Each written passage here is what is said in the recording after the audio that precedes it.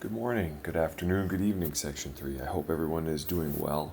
My name is Chris Kramer. I want to introduce myself in this short video just so that we can start to familiarize ourselves with each other.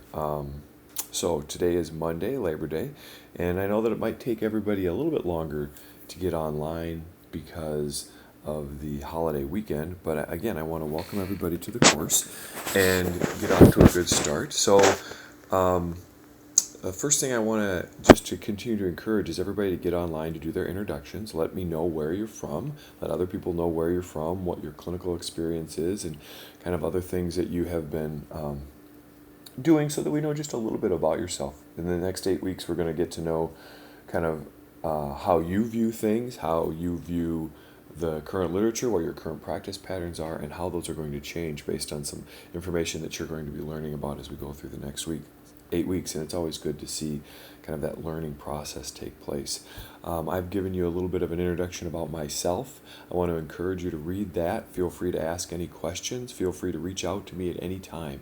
Distance learning models has some really positive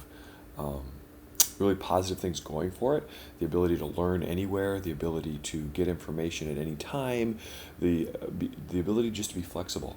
But it also has, it has a couple of drawbacks. And one of those is being able to, if you get stuck, reach out and get information answered rather quickly. And so I want you to know that we've all promised, both myself and the two TAs that are helping with this course, Adam and Brian, to get back to you within 24 hours.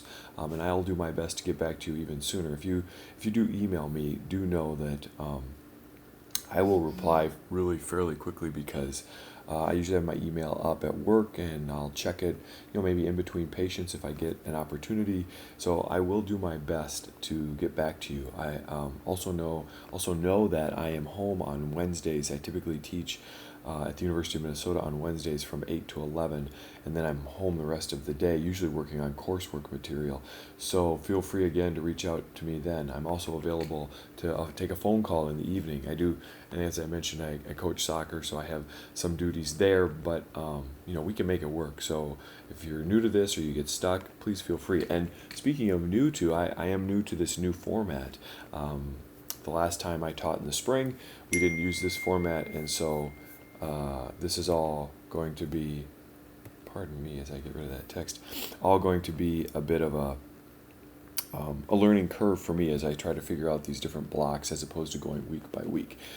Which again reminds me I'm also going to be sending out another video by Brian Young, and Brian's kind of the course coordinator for all of us in the upper extremity, and he put together a nice review video of kind of the outline of the course if you're not familiar with that, and I'll be including that as part of my email, which will have this video in it as well. I'll be doing videos to help summarize blocks of course information as well that I'll be posting via my YouTube channel, and I'll also be so that'll be another way that I can reach out to you guys. Trying to think if there's anything else that I want to tell you. I think I've covered most of the things. Communicate. I can't stress that enough. If you get stuck, let me know.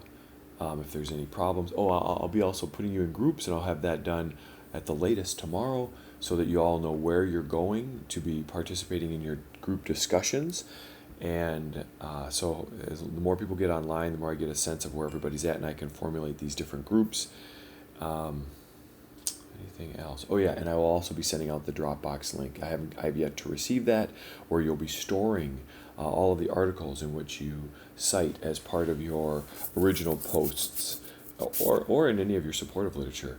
I'll be doing my darndest to bring a lot of literature to you guys to help support why I think what I do or what we're talking about is important outside of the current literature that you'll be reading. And maybe some of it you'll be able to read thoroughly. Maybe some of it you'll have to, just be able to like peruse and be able to comment on.